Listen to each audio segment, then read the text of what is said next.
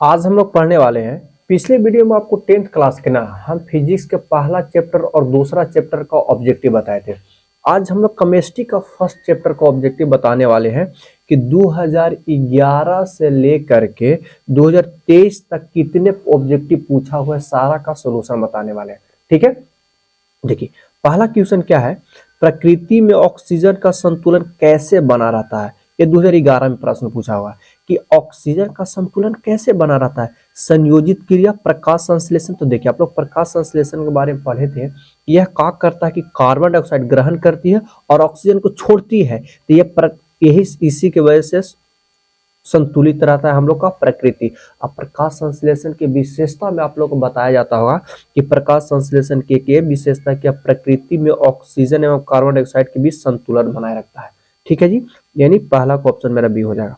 दूसरा में कह रहा है जस्ता तथा तनु हाइड्रोक्लोरिक अम्ल की अभिक्रिया के फलस्वरूप निम्न में से कौन सा गैस देता है। देखिए जी, निम्न में से देखने की तो जरूरत नहीं है। कोई भी अगर धातु अम्ल के साथ क्रिया कर रहा है, यानी हाइड्रोजन के अम्ल में तो हाइड्रोजन पाया जाता है, तो HCl ले रहे या कोई अम्ल रहे, ये पक्का पक्की धातु पॉजिटिव होता है और हाइड्रोजन भी पॉजिटिव होता है। इधर जो भी रहेगा से निगेटिव रहेगा। ये इसके साथ क्रिया करके हाइड्रोजन गैस देता है। यानी अम्ल की विशेषता में आपको बताया जाता होगा। और रासायनिक अंतर में भी अम्ल और भस्म में अंतर चाहिए, कहिए धातु और धातु में अंतर लिखते समय इस बात का ध्यान दिया जाता है कि धातु अम्ल से क्रिया करके हाइड्रोजन गैस देती है, या उल्टी अम्ल में अगर प्रॉपर्टी लिखना रहे तो अम्ल धातु से क्रिया करके हाइड्रोजन गैस देती है। हाँ, कुछ धातु अभिक्रिया नहीं करती, जैसे सोना हो गया, चांदी हो गया, कॉपर हो गया, ये सब अभिक्रिया नहीं करती है। ठीक है, तो धातु कहेगा तो सबको निगलेक्ट कर लेना है। तीसरा नंबर प्रश्न है कि समीकरण कैल्शियम कार्बोनेट को ऊष्मा देंगे तो calcium oxide plus carbon dioxide gas किस प्रकार की अभिक्रिया। देखिए ना दोस्त, एगो था टूट के दूगो बन गया, तो वियोजन हो गया। टूटना का मतलब वियोजन होता है, ये वियोजन अभिक्रिया हो गया। ऑप्शन क्या हो गया, ए मेरा। ठीक है, 4 नंबर क्वेश्चन है कि चीनी का रासायनिक सूत्र। ये सब तो बच्चा लोग याद रख लेता है कि चीनी और ग्लूकोज। देखिए बी ऑप्शन जो है ग्लूकोज का C6H12O6, लेकिन चीनी में ज्यादा होता है, यानी 12 C12H22O11, यानी सी ऑप्शन हो जाएगा।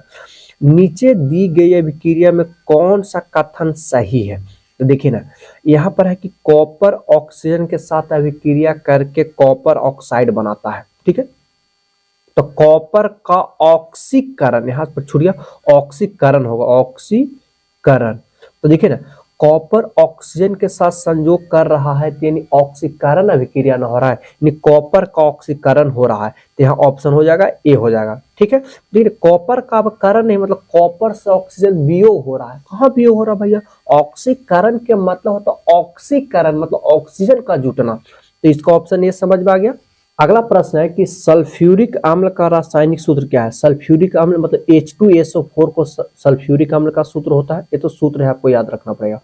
श्वसन किस प्रकार की रासायनिक अभिक्रिया है। देखिए 2016 और 2022 में पूछा हुआ, इसमें अक्सर कंफ्यूजन होता है। श्वसन 2 प्रकार की रासायनिक अभिक्रिया है, ऑक्सीकरण या उपचयन और ऊष्माक्षेपी। देखिए ना, ऑप्शन ए भी दिया है और सी भी दिया है, और दोनों के दोनों होता है, तो हम मारेंगे कौन। अच्छा दोस्तों, ऑक्सीजन करते क्यों है हम लोग, ऑक्सीजन के साथ श्वसन क्यों करते हैं, ताकि जो भोजन पचा हुआ है पच करके ऊर्जा का निर्माण हो। तो भोजन में ऑक्सीजन मिलेगा तभी ना जाके ऊर्जा बनेगा। एक अलग सी बात है कि ऊर्जा बनने के दरमियान क्या होता है कि ऊष्मा भी निकलता है। तो मेन मेरा काम तो भैया ऑक्सीजन के साथ मिलना है, तो मेन मेरा ये होगा उपचयन, यानी ऑक्सीकरण अभिक्रिया। कोई कोई मॉडल पेपर में क्वेश्चन बैंक में यार ऊष्माक्षेपी देता है, ऊष्माक्षेपी इस ऑप्शन जब दोनों रहेगा तो नहीं मारेगा। इस बात को ध्यान देना कि प्राथमिकता आप किसको दे रहे हैं, क्यों प्राथमिकता दे रहे हैं, क्योंकि श्वसन में यही होता ही है कि ऑक्सीजन मिलता है, उसके बाद ऊष्मा का निर्माण होता है। मेरे लिए मेन प्रोडक्ट ऊष्मा नहीं है, मेरे लिए मेन प्रोडक्ट है ऑक्सीजन का भोजन में मिलना। बात समझ में आ गया आपको। अगला प्रश्न है कि CuO प्लस H2 अभिक्रिया करके Cu प्लस H2O किस प्रकार की अभिक्रिया है। तो आपको दिख रहा है उपचयन। देखो यार, बड़ी घबराते हो यार। देखिए अपचयन और अवकरण, अवकरण देखिए हम कैसे इसको याद कीजिएगा। आपको आ से अपचयन और आ से अवकरण। ऊ से उपचयन ऑक्सीकरण, मतलब ये सीधा सीधी मिल रहा है पूरा पूरा, तो ऐसा ध्यान रख सकते हैं। तो यहाँ पर हम देख रहे हैं कि ऑक्सीजन का वियोग भी हो रहा है, ऑक्सीजन का संयोग भी हो रहा है। जैसे यहाँ कॉपर से ऑक्सीजन वियोग हो गया यानी अलग हो गया, और यहाँ पर देख रहे हैं कि हाइड्रोजन अलग था जुट गया, यानी जब दोनों होता है उसी को बोलते हैं रेडॉक्स अभिक्रिया। क्लियर है जी। नाइट्रोजन डाइऑक्साइड के धुओं का रंग कैसा होता है? तो देखिए नाइट्रोजन डाइऑक्साइड का जो धुएं का रंग होता है भूरा। अगला प्रश्न है उपचयन यानी ऑक्सीकरण वह क्रिया है जिसमें, देखिए ऑक्सीकरण मतलब ऑक्सीजन का संयोग, यहाँ छूट गया यार, ऑक्सीजन का संयोग, हाइड्रोजन का वियोग, इलेक्ट्रॉन का त्याग भी होता है जी, यानी इसमें से सभी ऑप्शन होगा। देखिए ऑक्सीकरण कहते किसको है, उपचयन कहते किसको है? देखो यार वो ऑक्सीकरण बहुत कम वर्ड में यूज होता है, जब यूज होता है तो उपचयन और अपचयन ज्यादा यूज करता है। इस कंफ्यूजन को आप ध्यान रखिएगा।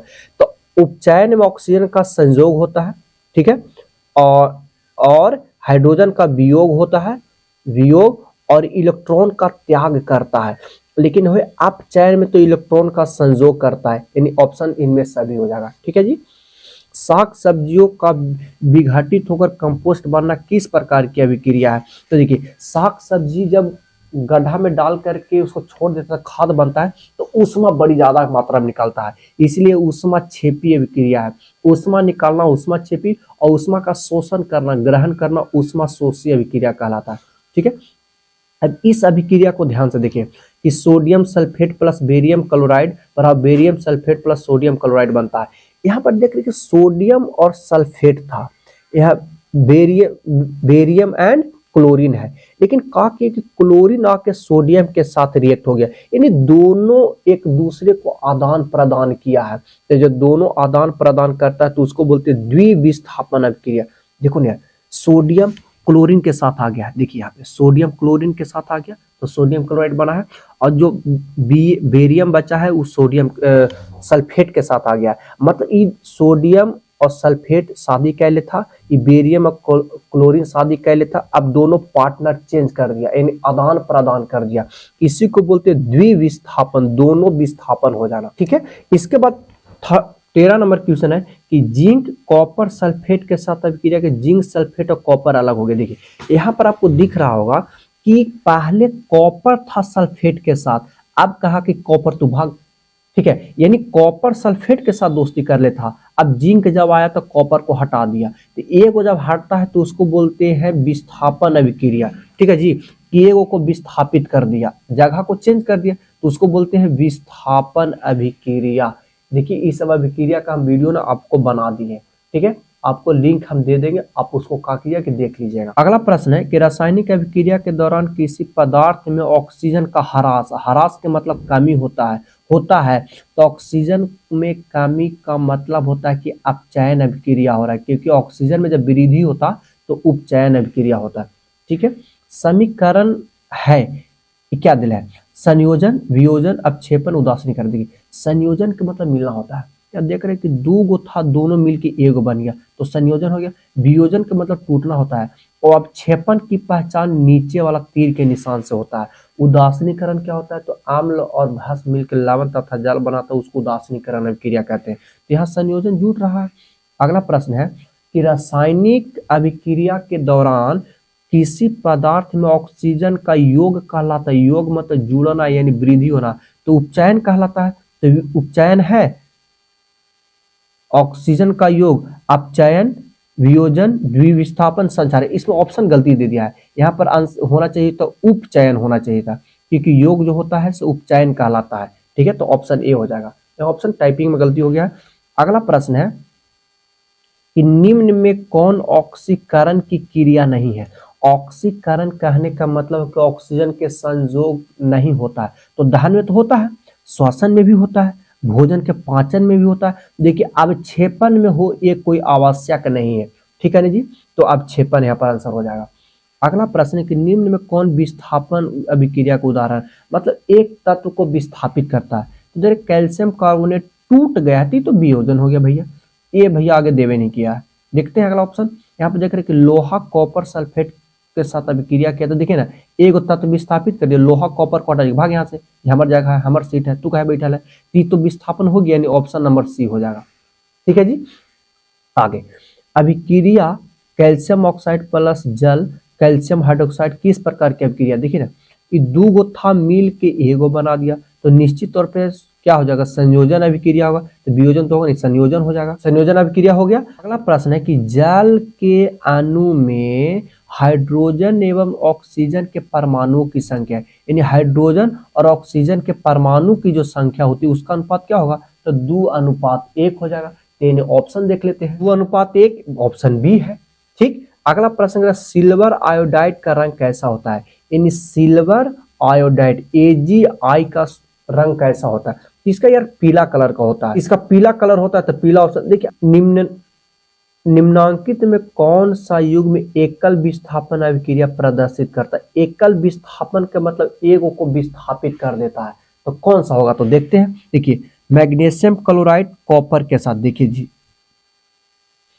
एकल विस्थापन में ना देखना है कि जो अभिक्रिया हो रहा है वो एक साथ दो जो धातु रहता है कौन ज्यादा क्रियाशील है, तो मैग्नीशियम एगो के साथ दोस्ती कैले है, तो कॉपर मैग्नीशियम को नहीं हटा पाएगा, क्योंकि कॉपर मैग्नीशियम से कम क्रियाशील होता है। यहाँ पर बात करते हैं तो यहाँ है चांदी, चांदी और कॉपर की बात करते हैं, चांदी दोस्ती कैले है और कॉपर चांदी को हटा देगा, क्योंकि चांदी कम क्रियाशील होता है, कॉपर ज्यादा क्रियाशील होता है, तो इसको हटा देने के बाद एकल विस्थापन अभिक्रिया को प्रदर्शित करेगा, जो ऑप्शन बी होगा। ए बिल्कुल नहीं होगा, क्योंकि कॉपर कम क्रियाशील होता है मैग्नीशियम की तुलना में, क्योंकि मैग्नीशियम के फीता जल जाता है, ये सब नहीं जलता, ऑक्सीजन के साथ अभिक्रिया करके ये जल्दी खराब नहीं होता है। ठीक है। प्रश्न है कि अभिक्रिया FeSO4 देखिए एक रासायनिक पदार्थ था, इसमें टूट करके 3 गो बना, तो किस प्रकार की अभिक्रिया, तो देखिए ना, विस्थापन, संयोजन, अवक्षेपन या अपघटन, तो अपघटन अभिक्रिया, अपघटन के मतलब टूटना होता है, नहीं ऑप्शन मेरा हो जाएगा डी ऑप्शन हो जाएगा। अगला प्रश्न कह रहा है कि अभिक्रिया ZNO plus CO ZNO CO2 में कौन अपचयित हुआ है, आप देखिए ना यार, अपचयित इसमें से कौन हुआ है, अपचयित का मतलब होता है जिसमें से ऑक्सीजन टूट गया, जिसमें से ऑक्सीजन टूटेगा वही ना अपचयित होगा। ठीक। तो ऑक्सीजन हम देख रहे थे कि इसमें जिंक ऑक्साइड में था, एकरा में ना है, तो एकरे में से ना ऑक्सीजन बेचारा को हट गया, तो ऑक्सीजन हट गया, तो यानी इसमें अपचयित तो हो रहा है, यानी इसका आंसर होगा ZNO। देखिए अपचयित तो होने का मतलब होता है कि ऑक्सीजन टूट रहा है या हाइड्रोजन जुट रहा है, तो यहाँ पर सिर्फ ऑक्सीजन से संबंधित दिया है क्वेश्चन, तो हम ऑक्सीजन को देखेंगे, तो ऑक्सीजन टूटा इसी में से ना, इसमें से कहाँ ऑक्सीजन, इसमें तो आके जुट गया यार, CO था यहाँ CO2 हो गया, यानी ZNO अपचयित हो रहा है। ठीक है, यानी ऑप्शन मेरा डी हो जाएगा। अगला प्रश्न है कि निम्नांकित में कौन संतुलित रासायनिक समीकरण है, संतुलित 2022 में पूछा हुआ था। अब संतुलित देखने के लिए तो बहुत आसान है, सोडियम एगो, हाइड्रोजन 2 गो, हाइड्रोजन 3 गो है, गया काम से संतुलित ढूंढना है, Ba एगो, क्लोरीन 2 गो है, हाइड्रोजन 2 गो, हाइड्रोजन भी 2 गो, SO4 एगो है, यानी बी ऑप्शन हो जाएगा, इसका हो जाएगा।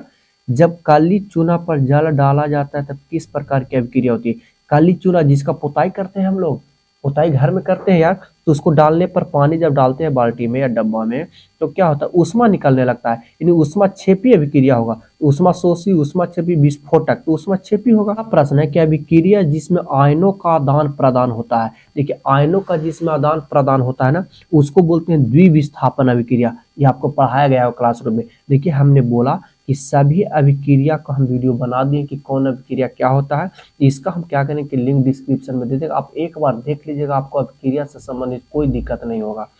अगला प्रश्न है कि निम्नलिखित में से कौन संतुलित नहीं है, ये 2023 में पूछा हुआ है, तब संतुलित नहीं देख लेते हैं। यहाँ पर हाइड्रोजन 4 गो है, यहाँ पर भी हाइड्रोजन 4 गो है, ऑक्सीजन 2 गो है, ऑक्सीजन 2 गो है, ये तो संतुलित है भाई। K 2 गो है, K 2 गो, Cl 2 गो, Cl 2 गो, और ऑक्सीजन द्वितीय 6 गो है, ऑक्सीजन 3 दूनी 6 गो है, हाइड्रोजन 2 गो, हाइड्रोजन 2 गो, क्लोरीन 2 गो, क्लोरीन 2 गो, यानी ऑप्शन अब यही होगा, Pb एगो है, Pb एगो है, नाइट्रोजन 2 गो है, नाइट्रोजन एगो है, तो ऑप्शन डी हो जाए, क्योंकि संतुलित नहीं कह रहा था। तो यार आपको शायद नहीं दिख रहा था, इसमें कौन संतुलित नहीं है, तो ऑप्शन डी हो जाएगा। ठीक, अब देख लीजिएगा। उपचयन में निम्नलिखित में क्या होता है? उपचयन मतलब ऑक्सीकरण, तो हाइड्रोजन का वियोग होता है, यस होता है। इलेक्ट्रॉन का त्याग होता है, यस होता है। ऑक्सीजन का योग होता है, ये भी होता है। यानी ऑप्शन मेरा डी हो जाएगा। अब अगला प्रश्न देखते हैं, जल में वैद्युत अपघटन से कैथोड पर कौन सी गैस मुक्त होती है? देखिए, जल में अगर विद्युत अपघटन कीजिएगा H2O, तो कैथोड प्लेट पर प्लस वाला जाता है, मतलब कौन जाएगा? Hydrogen gas. और एनोड प्लेट पे माइनस वाला जाता है। यानी कैथोड प्लेट पे हाइड्रोजन गैस मुक्त होती है और एनोड प्लेट पे ऑक्सीजन गैस मुक्त होती है।